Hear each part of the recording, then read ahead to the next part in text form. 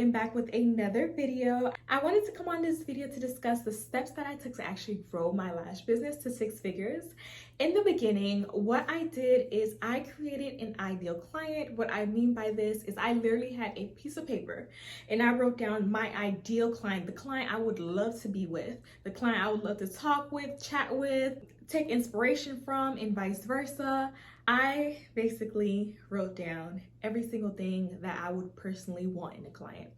It's kind of like manifesting too, right? So I wrote down everything about her personality, her age, her career, what she wants in life, what she wants from lashes, why she would get lashes, what is she struggling with at this point of time in her life, every single thing, okay? Pet peeves, everything. Then after I did all of that, I created a brand. My brand is called Jolie Fille Glam Bar.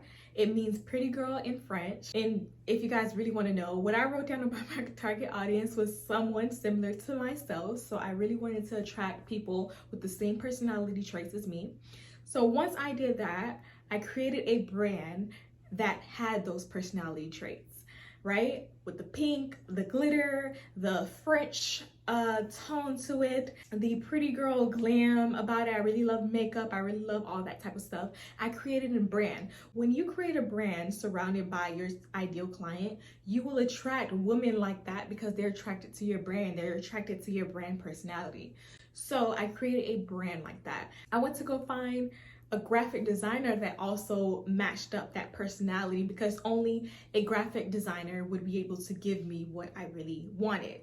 So I found one. She was able to bring my vision to life, which is incredible. Then I really went on to creating my marketing message. My marketing message was all about pretty woman glam that just builds your confidence. I really wanted to give my brand a deeper meaning, which is so important, okay? Ladies, we do not just have a lash business, we have the lash business.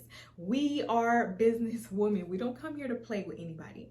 So once I gave my brand that deeper message and I really gave my brand that marketing message, I went on to posting and launching my lash business.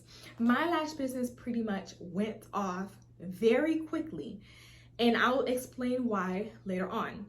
I hit $10,000 for the first month and I really hit about 100 appointments, right? So with that being said, I had my marketing message. I already had my brand, my logos, my graphics, right? My brand was all about pretty woman, French, all of that other stuff. Everything I did online matched up with what I put out there, right? My page, my Instagram feed was pretty. If I can post something right here, I will. My Instagram feed was pretty. I use aesthetics from We Hearted, the app, Pinterest. I didn't just post my lash photos because it's social media, right? Everyone wants to be social. Everyone gets on social media to be entertained. I posted that on social media along with my lash photos. And a lot of people were sharing the aesthetic photos and they really got to know what my brand was and what my brand was about. So if they related to it, it was like, okay, I like this girl, right? So I posted those photos on there and boom, attraction. Ladies, you do not build your clientele, you attract your clientele by being everything you are, because we are who we attract. Put yourself out there. Don't just get online and post your lashes, okay? Post your personality. One person I could really compare this with is Dr. Miami. If you guys know of him, he's a plastic surgeon, but most people know about him through his own personality on Snapchat, on TikTok, on Twitter. It's like he's more than just a plastic surgeon. That's why I'm telling you guys, don't just own a lash business, own the lash business. No one can ever be you. A lot of lash businesses, there's just so many people out in the beauty industry in general. How do you stand out? You stand out by having your own personality. No one can be you. You can be no one else. That's really how you attract people into your business. Attracting people on social media. So back to the story. Not only did I start attracting people, I realized with my social media, I got a lot of shares. Again, remember, like I told you, I was posting the aesthetic photos. Super important for you to interact on social media because engagement is what's going to bring you sales. Those shares, I'm telling you, there were so many clients that came to me and they're like, well, I found your page because my friend sent a funny picture that you posted, or my friend sent a cute picture that you posted. It's social media, guys. People are sharing, they're commenting, they're liking 24/7. Share other stuff besides your lash photos. That's really how I attracted a lot of people into my lash business. It's by the photos. Like I said, my branding message was about being pretty. I edited my pictures really pretty. I used Facetune. I used all those little glitter borders. You don't have to do that, but that's what I did because that's what matched up with my brand personality. I posted other aesthetic photos. I made memes. I made little quotes. Everything was top tier. I went above and beyond for my business besides the norm. Another tip I'm going to give you is go overboard with your business. Like I said, ladies, we're not just a lash business, we're the lash business. If no one else is taking the extra mile, you better be taking the extra mile. I took photo shoots of myself. I always look very professional, even though I've always been a home-based business. I've always looked so professional with a professional website that people couldn't just be like, oh, she's just another girl doing lashes in her home. No, like I said, we don't own just a lash business. We own the lash business. So I took professional photos. I had a very professional website. If you go on Etsy.com, they have plenty of lash beauty website templates that graphic designers do, and it's so cheap. It's about like $30 to $100. You just insert, change stuff around and make it yours. I'm telling you, a professional website goes a long way because a lot of other girls don't have professional websites.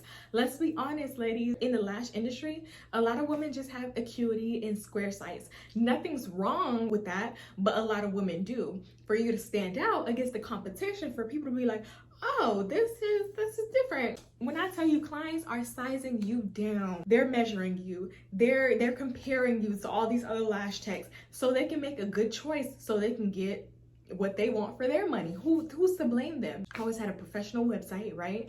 Then what I really did to attract more clients into my business was Facebook ads, Instagram ads, Meta, whatever you want to call it. I made boosted posts.